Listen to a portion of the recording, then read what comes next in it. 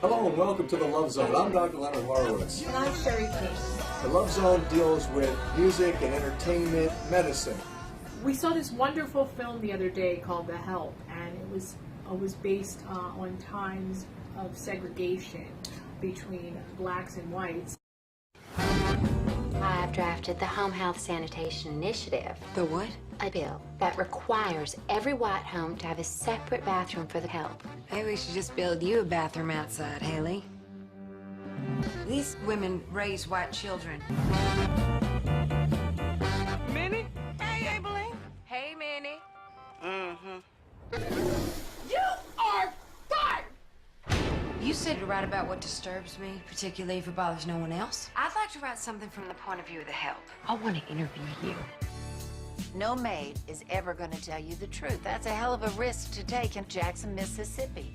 Courage isn't just about being brave. It's about overcoming fear and daring to do what is right for your fellow man. What changed your mind? God. And Miss Haley Holbrook. I'm gonna help with your stories. We all are. Y'all brought me into this, but I'm gonna finish it. Have you lost your mind? No, ma'am, but you about to. It's quite scandalous. Sounds like Jackson, if you ask me.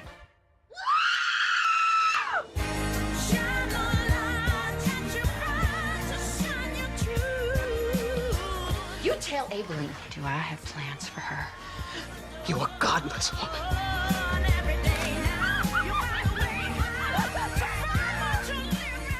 We gonna done it now.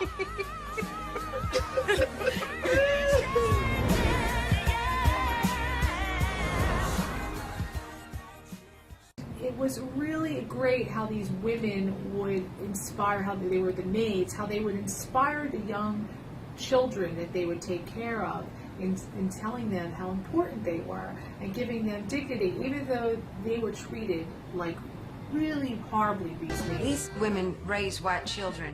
We love them and they love us, but they can't even use the toilets in our houses. They were all amazing women, these maids, and they would just be so uplifting to the children of the people who were treating them bad. You is kind, you is smart, you is important, you is smart, you is kind, you is important. That's so good.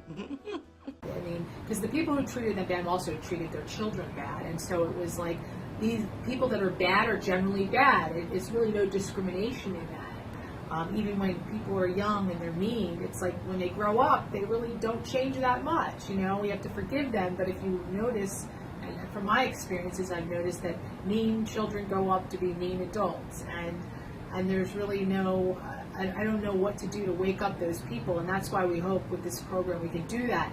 Now, I'm just noticing in this article that I just pulled up, Israel right now, they are trying to put mandatory segregation between men and women on riding public transportation. So they want women to ride on separate buses than men, and they want to exclude them from the public domain. This is the ultra-Orthodox religious segment in Israel. I'm sure that they don't have a consensus, but it's interesting and it speaks to this issue of segregation, division between we the people. What is this? Don't you think that this is part of a global anti-Semitism and an anti-Zionist and or pro-Zionist? Because some of our research shows that in the groups that are angry about Zionism and publishing propaganda that's anti-Zionistic, it turns out that some leading Zionists and Zionist organizations, those who are involved in advancing a new world order, if you will, are actually funding the most violent and the most outspoken of all of the anti-Zionist groups. So, and the white supremacists as well. And exactly. So there you have white supremacy, you have sexism, you have racism, division. You have these gross, fictionally created divisions. In fact, the fictions created by the mainstream media affect the mass mind, and it is through this mass mind manipulation that population control, population manipulation, and virtually an enslavement of humanity's core values and freedom have taken place. Because again, what is a political agenda? It responds typically to fear. What are you afraid of? Whether it's an infectious disease or whether it's an attack by some perceived enemy, that is fear inducing, and ultimately that's what political agendas and financial agendas are invested in, this kind of undermining dissonance. Well, you know, it's definitely when you look at what these agendas are and you see these people that are creating a separatist attitude toward women, when you look at it, it's really, I mean, unbelievable that this could happen today. But you also wonder, like, who's behind it and why they're doing what they're doing.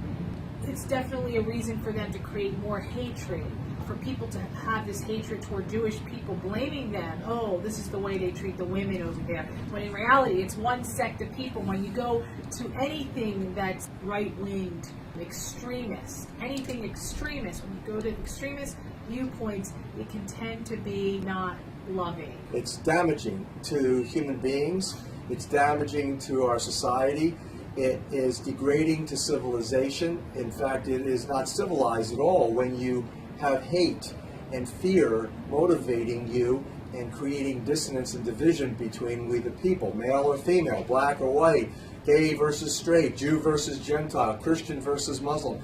All of these divisions, these false divisions, have been generated. It could be separating, and there could be dissonance involved in any extreme if you go within any religion. But you know what's interesting is philosophically and even scientifically, when you go to the max of the extreme, it forms a circle. So you just revolution, you have an evolution back to the beginning.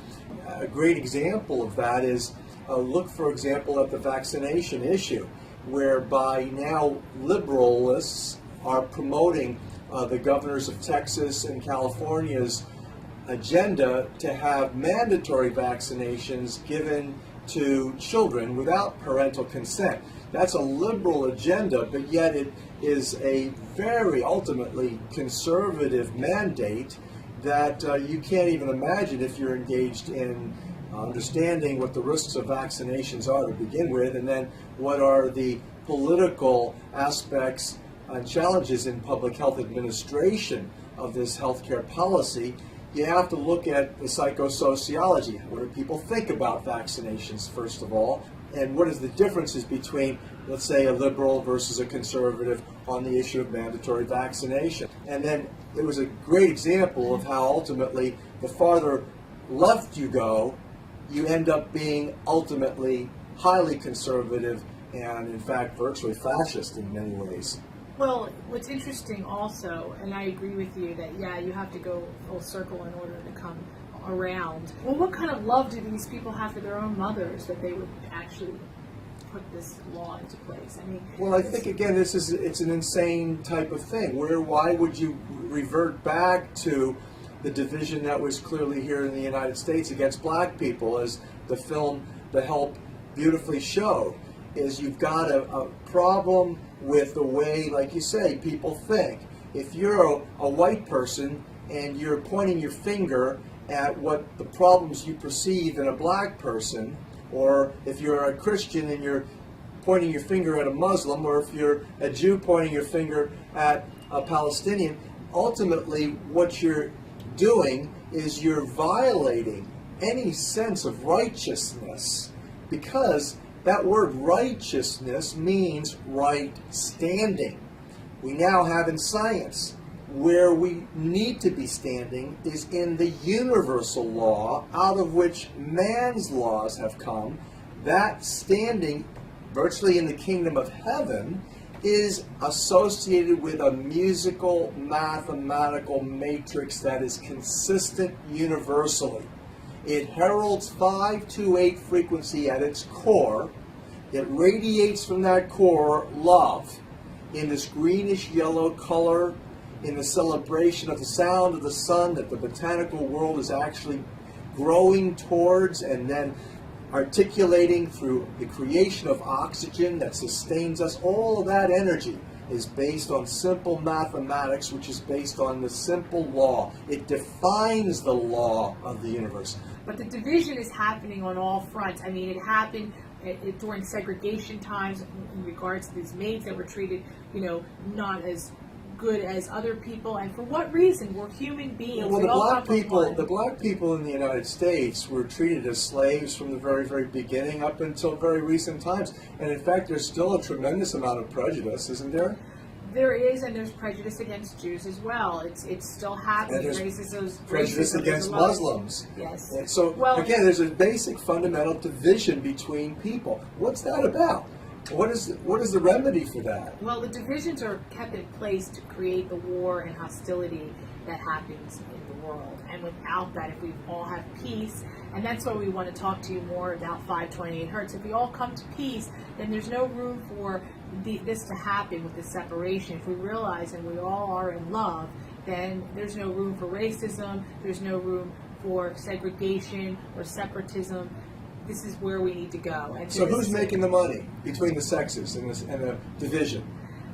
Well, at the highest levels, I always say that there is no gender difference at the highest levels. I believe that, yes, it's a lot of very extremely wealthy people that sit down and make the decisions on who and what, and who should get along and who shouldn't get along, and create the divisions in people. And this has been happening since the times of the Bible. You can read the Bible and you can see the divisions in the Bible. It was put in place by man. It wasn't something that like Jesus or God would have wanted from us. There is no light God or light entity in this world that wants division between people. So Well, wait a second. I got a question for you then. If you think of division that way, you take away from the science that speaks to division being a natural phenomenon. For example, two magnets. If you put two positively charged magnets one next to each other, and the positive charged segment repels each other, you have then division of the two magnets. Right. Versus if you turn the polarity around, the magnetic pole shifts, you have positive, which attracts negative, suddenly they come together. So there is a natural phenomenon of division, isn't there? I don't believe there's that kind of a division between men and women. I don't think that they're that much different. I think that we are all similar. We may have different sexual organs, but we are really the same. And a lot of us can do the same kinds of things. There's women out there that are just as strong as men, and there's men out there that are just as smart as women. So we are able, as humans, depending on what your passion and what your desires are and what you like to do. Like, for instance, I don't like lifting heavy things. If I have to, I will, but I prefer somebody else who doesn't mind doing those kind of things. And there's women out there that don't mind lifting things or carrying things. And it's not just a man's job. So for anybody to say, well, this is a man's job or this is a woman's job, that's where the differences occur. And they were established early on women as being the weaker gender, women being weaker in the sense of physicality. Also, women were supposedly weaker emotionally. That was also written. But who wrote this stuff? Don't you find that it's kind of like flipped as to what the true reality is? I mean, I look at that. I look at why would, for example, blacks and Jews be persecuted? Why would it be that apparently the most spirit-filled people, the Jews are supposed to be the chosen ones, the black people are supposed to have soul, they're soul people, why would they be exclusively targeted for virtual genocide? World War II, and even currently today, you still have gross divisions and gross racism going on. So what is it about this that is flipped? I think it is the fact that people who are spiritual, look at all the Aboriginals, look at Native North Americans, look at Native Hawaiians, anyone that exhibits a spirituality of peace, of harmony, of light with respect and honoring of God, or respect and honoring of nature and Mother Earth. If you're Native North American, the Aina, if you're Hawaiian, this respect and deep spiritual connection seems to be what is used to target people.